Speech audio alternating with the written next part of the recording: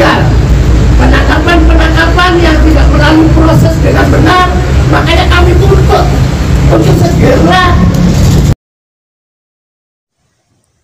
Assalamualaikum warahmatullahi wabarakatuh. Alhamdulillahirabbil alamin wa bihi nasta'inu ala umuri dunya waddin wa ala alihi washabihi ajma'in, amma ba'du. Qala rabbi shrah li sadri wa yassir li amri wahlul 'uqdatam min lisani yafqahu qawli. Ini dikabarkan dari Pasuruan, Jawa Timur ya, yang menjadi pokok audensi kepada kepolisian, kepada TNI. Intinya adalah pembongkaran makam-makam palsu, pembongkaran makam-makam para kabib, karena ada doktrinasi dari mereka.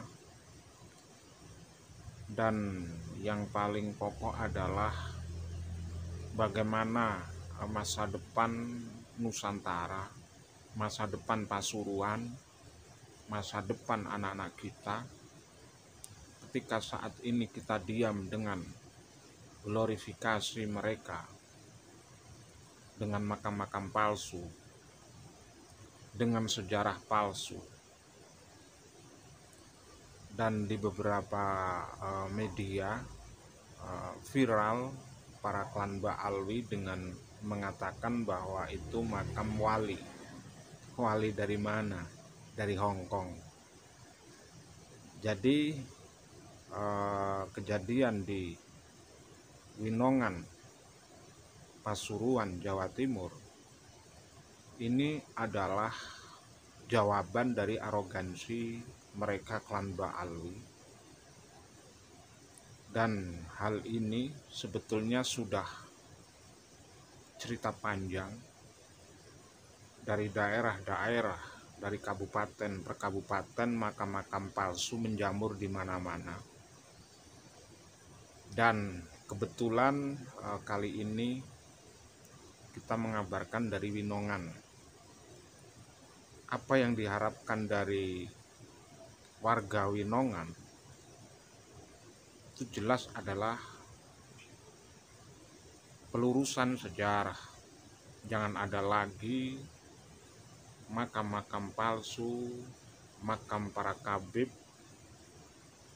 dieluk-elukan. Yang kita waspadai adalah glorifikasi para klan Ba'alwi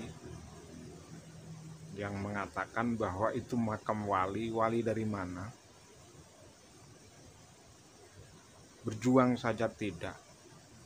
Bukankah ketika kita ingin menghargai para leluhur Nusantara, para wali songo atau ahli warisnya, seperti ulama-ulama di Nusantara, seperti Mbah Soleh yang ada di Winangun, yang ada di kecamatan Winongan itu, harusnya Mbah Soleh. Tapi justru di situ ditindih dengan bangunan dari makam palsu kita, seperti itu. Dan bahayanya glorifikasi klan Ba'alwi ini, para kabib ini, itu mereka menceritakan bahwa itu adalah wali. Jadi wali dari mana kan harus diterangkan. Orang gila aja dipacai menjadi wali kan, seperti itu. Dan ini yang berbahaya. Mereka berjuang di Nusantara saja tidak. Mereka, para klan Ba'alwi itu datang ke Nusantara dibawa oleh Belanda, bekerja untuk Belanda. Bagaimana bisa disebut wali? Dan apa yang dilakukan oleh klan Ba'alwi ini itu sudah jauh dari syariat, bahkan melebihi Tuhan ya, melebihi Nabi Muhammad. Itu begitu bahaya klan Ba'al. Mi'raj aja 70 kali dalam sehari semalam. Bagaimana bisa mau diterima dengan nalar yang cerdas? Dan saya kira apa yang dilakukan oleh warga Winongan, Kecamatan Winongan ini sudah tepat. Karena tidak ingin ada warga Pasuruan yang menjadi korban dari perbudakan spiritual klan Ba'al. Yang jelas seperti itu. Dan hal ini harusnya pemerintah bisa menangkap sinyal itu, bisa menangkap begitu bahayanya klan Ba'al dengan berbagai doktrinnya, bisa mengambil rantai emas. Itu dari mana? Kan seperti itu. Itu hal-hal yang sangat konyol, dan kami dari daerah-daerah terus mendukung dari para pejuang-pejuang yang ada di Pasuruan. Dan informasinya ada beberapa yang ditangkap. Ini kan harus dikembalikan ke masyarakat. Karena secara pelajaran yang ada di agama, apa yang disampaikan oleh klan Ba'al itu sudah jauh. Ketika kita lihat glorifikasi mereka ingin menjadi orang paling tinggi di Nusantara, seperti makam itu tadi, makam Mbah Soleh yang asli pejuang Islam di Pasuruan, di Winongan, justru malah dihimpit dengan bangunan.